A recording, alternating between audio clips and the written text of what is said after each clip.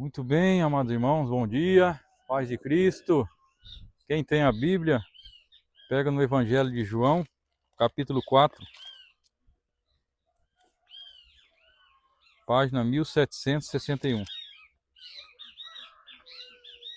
Hoje Jesus preparou um encontro com a gente. Mais uma vez, Jesus toma a iniciativa de ter um encontro com a gente.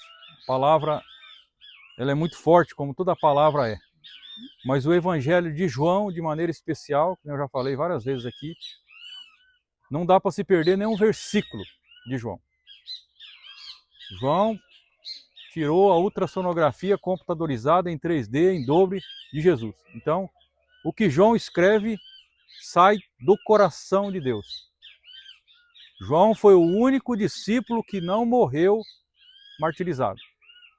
Morreu de velhice.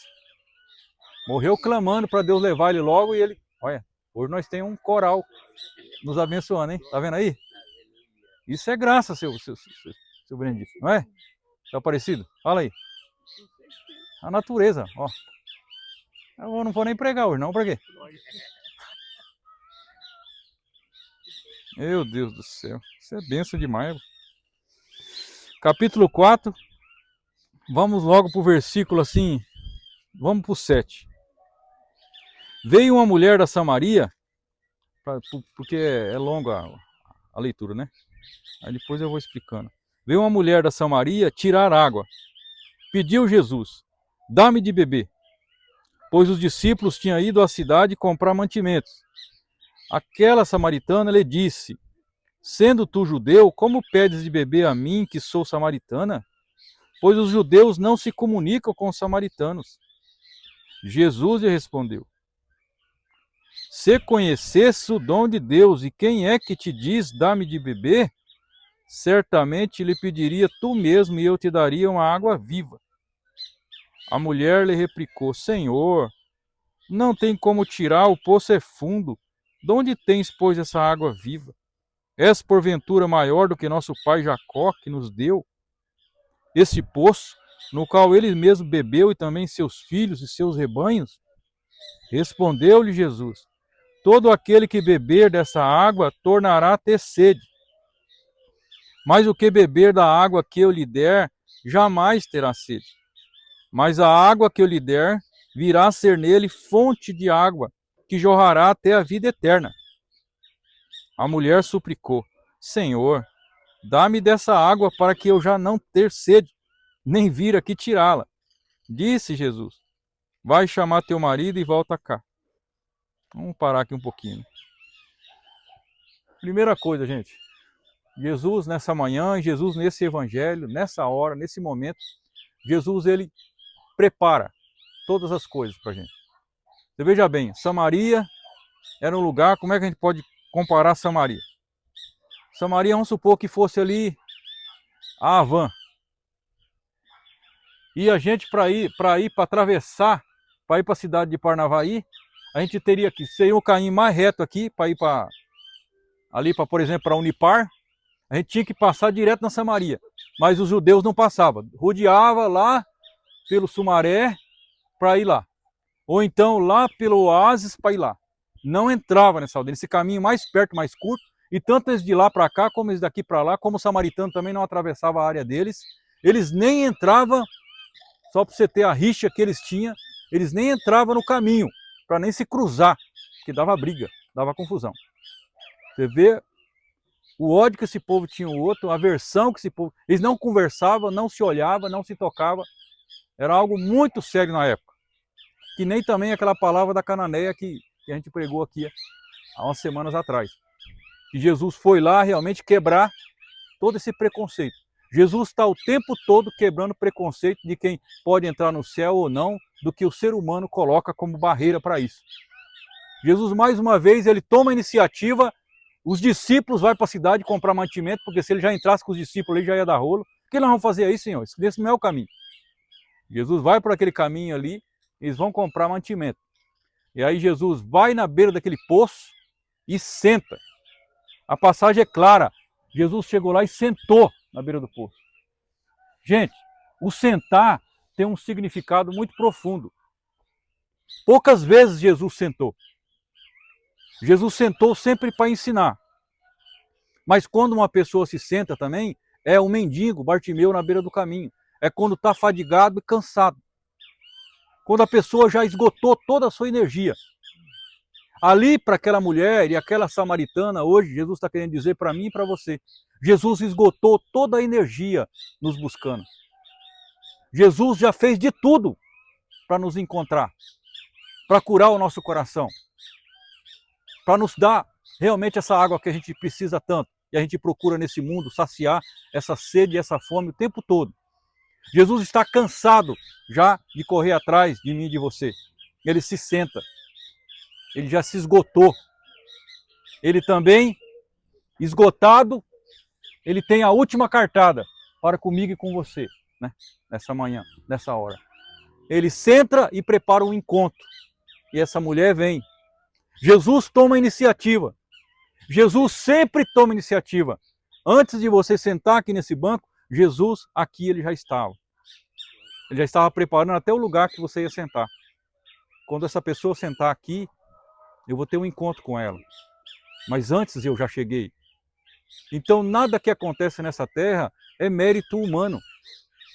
Nada que acontece com a gente é mérito de alguém que pregou, alguém que falou de Deus, algo que aconteceu. Não, tudo é graça de Deus. Jesus toma sempre a iniciativa. Ele sempre vai à frente. Ele sempre prepara o encontro para a gente. Sabe aquele encontro que você tem que fazer, aquele retiro, aquele acampamento, que você está, aquela tribulação, tanta coisa dando errado. Jesus está ali tentando, te esperando. Você marca aquele momento de oração com Deus todo dia, ele senta lá e te espera. Que ele quer te ensinar naquela palavra. Ele quer te dar lição. Ele quer te instruir. Deus está sempre tomando a iniciativa. Mas você percebeu que quando ele chegou com a samaritana já colocou logo um bloqueio para ele. Jesus não veio com bloqueio nenhum, mas a gente vai sempre com bloqueio para falar com Deus. Ah, mas não era isso que eu queria, Senhor. O que o Senhor vem me oferecer não é o que eu quero é outra coisa. A gente está sempre pedindo coisas para Deus que na verdade não é aquilo que Deus quer que a gente peça. Nós estamos sempre enganados. Provérbios capítulo 16. Convém ao homem formular projetos, mas o que prevalece é a vontade de Deus. Poucos nessa terra têm coragem de chegar diante de Jesus e falar o que o Senhor quer da minha vida e esperar a resposta. Porque a nossa casa vai cair. A nossa casa vai cair. Nós fazemos uma estrutura, uma torre de Babel para a nossa vida. A gente acha que essa loucura que a gente está fazendo a vontade de Deus. Em Isaías 55, só para você ter uma ideia, que fala em Isaías 55, fala para que desprender toda a sua vida, olha aqui, por que despender todo o vosso dinheiro naquilo que não alimenta? E o produto do vosso trabalho naquilo que não sacia? Ó, hoje nós vemos isso, é uma correria atrás de dinheiro, é uma correria atrás das coisas. Se essa correria fosse atrás de Jesus, não ia te faltar nada. Porque ele fala em Sabedoria, capítulo 16, versículo 12, e Sabedoria 16, versículo 26, ele fala, não é o pão que alimenta o homem, não é a água que sacia o homem, não é o unguento que cura o homem, é a minha palavra que alimenta, sacia e cura o homem. É a minha palavra que faz todas as coisas. Sou eu, quem é a palavra? Nosso Senhor Jesus Cristo, o próprio. Para que despender? Para que gastar tanto tempo? Para que gastar tanta energia naquilo que não alimenta? Vosso dinheiro naquilo que não alimenta. O produto do vosso trabalho naquilo que não sacia. Isso aqui é o dinheiro, porque o produto do trabalho é o dinheiro. A gente despende tanto, em tanta porcaria, tanta coisa que nada a ver, só para dizer que não tem tempo, tem que trabalhar feito um louco para pagar a conta. Se me ouvis, comereis excelentes manjares. O que mais o homem se preocupa nessa terra? É o alimento. Prestai atenção e vinde a mim, escuta e vossa alma viverá. Quero concluir convosco uma aliança eterna. E aqui em Jeremias, logo à frente do capítulo 2, fala assim, porque o meu povo cometeu uma dupla perversidade, abandonou-me a mim, que é fonte da água viva, para cavar cisterna furada. onde não retém água. É isso que o mundo faz e é isso que muitas vezes a gente faz. A gente fica despendendo o nosso tempo, a nossa energia, toda a graça, que a graça é um tempo, o tempo é uma graça tão grande que ela passa tão rápido, quando você percebe já foi. Você perdeu anos e anos com a mágoa de alguém, você perdeu anos e anos sem meditar a palavra de Deus, você perdeu anos e anos sem ter um encontro com Deus, você perdeu anos e anos sem ter matado essa sede que você tinha tanto, e você achava que você ia matar essa sede procurando um trabalho, casando, tendo filho, tendo as coisas nesse mundo. Nada nesse mundo, nada vai preencher o vazio existencial que tem dentro de você, que se chama nosso Senhor Jesus Cristo. Dentro do teu coração, do meu coração, tem um buraco do tamanho de Deus. E é só Ele que preenche isso. Você pode encher de tranqueira, você pode ter o dinheiro que for, você pode ter as coisas que for, você pode ter a pessoa que mais te ama do teu lado, se não tiver Jesus, é só Jesus que cabe naquele buraco ali. Aquele buraco só cabe Ele. É como uma peça de como é que chama? Quebra-cabeça. Que você tenta enfiar aquelas outras que não é a peça, não adianta, não encaixa. Você compra um carro novo, põe ali, não encaixa. Você compra uma casa que você sonhava, não encaixa. Você formou naquela faculdade, não encaixa. Você vai ver que era uma ilusão, tudo era ilusão. É aquilo que fala em Eclesiastes, tudo vaidade. A hora que entra Jesus, tudo se resolve, tudo se transforma, tudo muda. Porque o que a gente precisa é, mas eu não tenho um marido que me ama quanto que eu precisava. Essa mulher tem a mesma situação que você. Você queria tanto ter um marido mais amoroso, mais carinhoso, que não seja tanto cavalo, tão grosso, tão chucro, tão bruto, tão ignorante, tão burro, tão cego. A palavra de Deus fala aqui em 2 Coríntios, capítulo 4, versículo 13, e fala também em 2 Coríntios 4, versículo 3. O povo está cego. O povo está cego. Eu vou pegar a palavra. Tem como que um véu na mente deles. Em consequência, a inteligência deles permaneceu obscurecida. Ainda agora, porque lemos o Antigo Testamento, esse mesmo véu permanece abaixado, porque só em Cristo que ele deve ser levantado. Tinha um véu no olho dessa mulher. É o mesmo véu que está no meu e no teu, muitas vezes. Que só Jesus consegue tirar. E ele veio para tirar essa cegueira que a gente tem. Se nosso evangelho ainda estivesse encoberto, estaria encoberto para aqueles que se perdem. Os incrédulos cuja inteligência o Deus desse mundo obcecou a tal ponto que não perceberam a luz do evangelho, onde resplandece a glória de Cristo, que é a imagem de Deus. Aquela mulher, por mais que Jesus estava falando para ela, eu sou a fonte da água vida, ela estava falando do poço ainda, você vê? Jesus falou assim, se você soubesse o dom de Deus e quem é que fala contigo, você que me pediria de comer, de beber. Aí ela fala assim, mas o senhor não tem nem balde. Como é que você vai pegar água aqui se o senhor não tem nem balde? Como é que o senhor vai me dar água para me beber aqui se o senhor não tem nem balde? Eu estou dizendo que eu sou a água viva. Ela só se converteu, ela só deu uma abertura para a conversão do coração dela, ela só tem uma brecha para Jesus entrar, e Jesus só precisa de uma brecha. Jesus só precisa de um sim seu e meu. Lembra daquela música? Qual é a chave? Qual é o segredo? A hora que você dá aquela virada de chave, Jesus só estava esperando aquele momento, porque ele já estava no encontro faz tempo, te esperando, como aquele pai lá em Lucas capítulo 15, do filho pródigo, que está esperando o filho voltar. E o filho demora, e o filho peca, e o filho gasta tudo que tem, a hora que não tem mais nada, que está na lama, que está no fundo da fossa, porque no fundo do poço tem água viva, agora no fundo da poça, só na merda, aí a hora que ele estica a mão, Deus cata, fala assim, eu estava esperando essa hora chegar. Eu estava há muito tempo, eu queria que fosse antes, mas que bom que deu tempo de eu te alcançar, a minha graça te pegar. Então, a gente abandona a fonte da água viva. João 7, versículo 37, fala assim, se você tem sede, vem em mim e beba. Qual é a sede que a gente tem? Qual é a sede que a gente tem? Fala para mim. O que mais o ser humano procura? O que mais o ser humano quer? O que mais o ser humano quer é ser feliz. Em Eclesiastes capítulo 30, versículo 23, fala assim, que a alegria é uma fonte inesgotável de santidade. Uma fonte. Em Gálatas capítulo 5, versículo 17, fala assim que os frutos do Espírito Santo, um dos frutos do Espírito Santo é a alegria, a bondade, a fidelidade, a brandura, a temperança.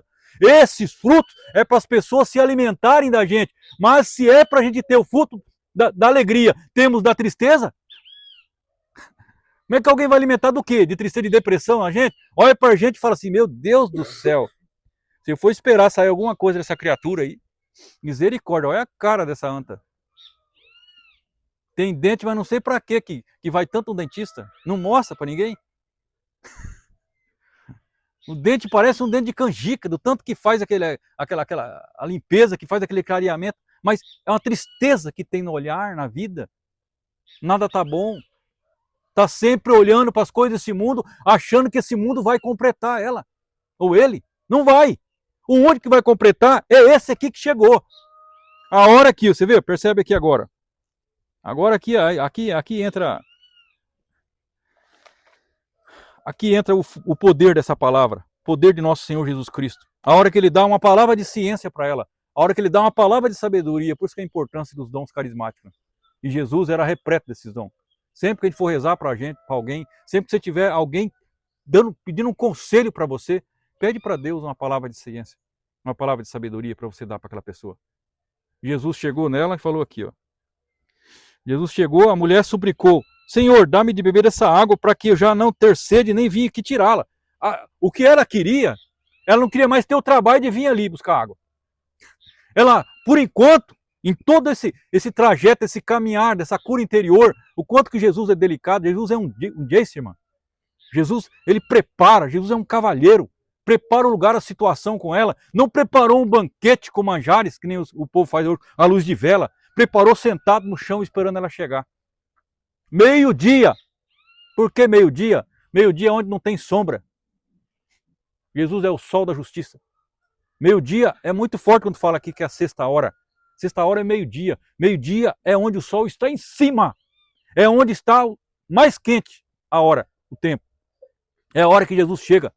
É a hora da fadiga. É a hora do cansaço. É a hora que dá fome na gente. É a hora que dá sede. Muito mais. Jesus chegou. Vai, chama teu marido e volta cá. Aí Jesus tocou na ferida. Jesus, ele toca nas nossas feridas. Para quê? Porque ele quer curar. Agora, quando a gente pega, Jesus toca na nossa ferida, ele fala, opa, ai. Aí não. Não. Aqui não mexe não. Ela foi dócil. Ela foi dócil. Se a gente é dócil com Deus, quanta gente que eu já rezei nesse banco aqui, ó. Nesse banco. Esses bancos que estão aqui. Que quando Deus dá uma palavra de ciência, a pessoa fala, não, mas você está longe de Deus, meu Deus está revelando. Não, nossa, eu nunca rezei tanto que nem estou rezando agora, Luiz. Nossa, como que eu estou bom? É mesmo? Então você é a quarta pessoa da Santíssima Trindade. Eu vou beijar os seus pés, eu vou me dobrar para você em adoração. Deus está me revelando outra coisa aqui. Que você está muito longe de Deus. Não, a pessoa tema. Que a pessoa está ainda cega. Aí você continua orando. Aí fala, deixa eu rezar mais um pouquinho para você. Aí eu continuo rezando.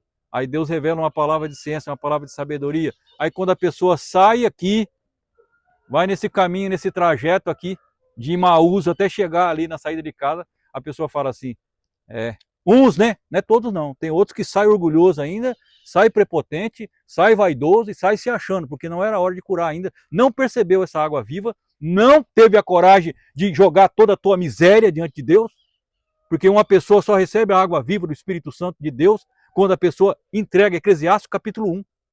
Enquanto a gente está no fingimento, está se escondendo, Deus não tem como curar.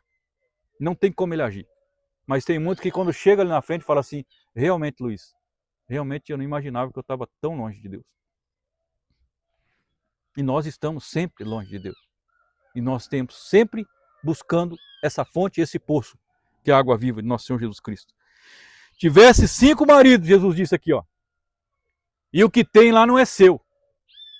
Essa mulher era tão carente, ela queria tanto ser amada, que ela ficou com 5 maridos dos outros. E estava com mais um. Só que Jesus chegou. Aonde Jesus chega, tudo resolve. Eu sou o 7º. 5 que ela tinha, 6 que estava lá agora, Jesus chegou. Agora basta. Chega de pecar. Eu sou o 7º. Eu sou o perfeito. Eu estou entrando na tua vida agora para curar essa ferida sua que você tem de pecado. Essa ferida que você tem para pecar, essa ferida que você tem, essa carência que você tem tanto de ter um homem, você não precisa, você precisa de mim. E eu cheguei agora. Eu cheguei agora para curar a tua história. Eu cheguei agora para te pegar no colo. Eu cheguei agora para te amar. Eu sou o teu amante. Deus é o nosso amante. Deus é o nosso amante que vem amar na nossa alma, socorrer a nossa alma. Ele é o esposo e a nossa alma é a esposa. Já falei um pouco disso aqui. A nossa alma ela é feminina, como se fosse feminina. É a esposa que Jesus desposa. E Jesus veio desposar aquela alma, aquela criatura. E Jesus fala, muito bem, nisso dissesse a verdade. Senhor, disse a mulher, vejo que és profeta. Nessa hora, ela começou a admitir que ele era um profeta. Ela estava caminhando numa aceitação, numa cura, numa libertação, num senhorio de Jesus, para até declarar que ele é o Messias. Ela não tinha declarado ainda, mas ela disse, vejo que é um profeta, porque você está falando a minha vida. Você está falando o meu segredo, que eu não contei para ninguém. Nossos pais adoraram nesse monte, ela disse. Mas vós dizeis que é em Jerusalém que se deve adorar. Jesus respondeu, mulher, acredita-me, vem a hora em que não adorareis o Pai, nem nesse monte, nem em Jerusalém. Vós adorais o que não conheceis, nós adoramos o que conhecemos, por a salvação vem dos judeus. Ele declarou, a salvação vem do povo judeu. Eu sou judeu. Mas vem a hora, já chegou, em que os verdadeiros adoradores hão de adorar o Pai em espírito e verdade. São esses adoradores que o Pai deseja. Deus é espírito, e seus adoradores devem adorá-lo em espírito e em verdade. Respondeu a mulher, sei que deve vir o Messias, que se chama Cristo.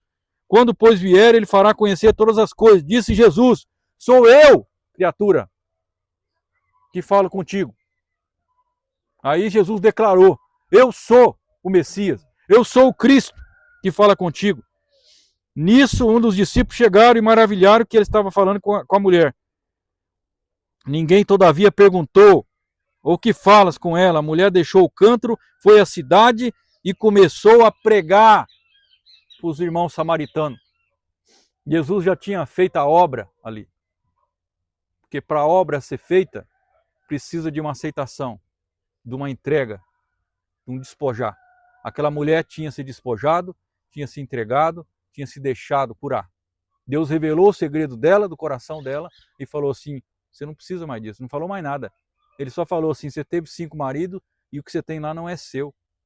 Aí ela falou, você é profeta. Falou, não, eu sou o Messias, eu sou o Cristo que chegou. Eu vou te dar essa água viva. Você quer essa água viva? Você não vai precisar mais beber. Você vai ter uma fonte de água viva. Nós temos aqui no nosso país, nós temos aqui um lençol freático no nosso país, que é um dos mais imensos do mundo.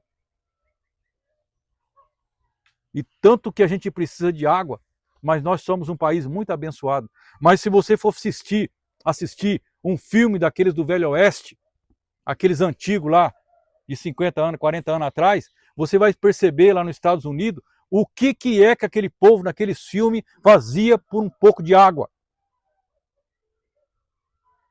Se vocês não assistiu, assista um dia para você ver.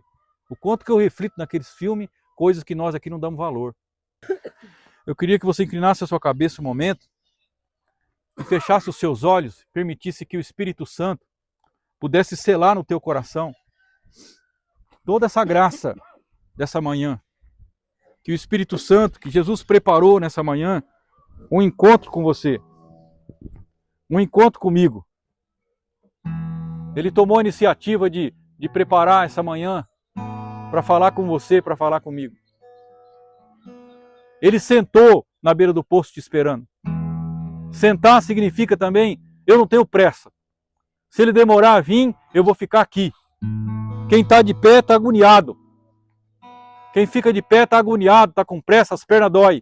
Quem senta, relaxou. Jesus relaxou na sua vida, na sua história, esperando você. Enquanto você não vier na beira desse poço, ele não vai embora. Tenha o seu diálogo com ele agora. Tenha o seu momento de oração com Ele agora. Jesus falou para ela assim: dá-me de beber. Você acha que Jesus precisava pedir alguma coisa para ela? Você acha que Jesus estava com sede? Que sede que Jesus estava? Deus estava com a sede da alma dela. Deus estava com sede de curar ela. Deus estava com sede de amar ela. Dá-me essa água estragada que você tem na sua vida de pecado. Porque o pecado eu quero cravar ele na cruz. Que daqui a pouquinho vai chegar o meu momento de gravar e cravar todos esses pecados na cruz. E eu quero cravar esse seu pecado na cruz. Dá-me as suas dores. Dá-me o seu cansaço, dá-me as suas tristezas. Dá-me os seus medos. Dá-me tudo. Entrega tudo. Não fique com nada. Deixa eu fazer uma obra nova na tua vida.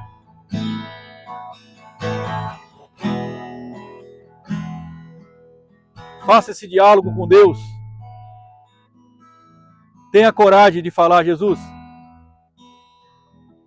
eu tenho buscado tanta água suja nesse mundo, Senhor. Eu tenho buscado cisterna furada, Senhor, como diz Jeremias 2. Que nem 2 Coríntios 3, 14, 2 Coríntios 4, 3, eu tenho estado cego, cega, surda, com um véu sobre os meus olhos. Eu não te via, Senhor, eu não te enxergava, eu não te sentia, não te experimentava. Mesmo com tanto tempo na igreja, mesmo com tanta comunhão, mesmo com tanta meditação na palavra, eu não tinha te entendido ainda, que é minha alma que precisa dessa água viva. Vem, Espírito Santo. Vem, Espírito Santo. Entrega tudo.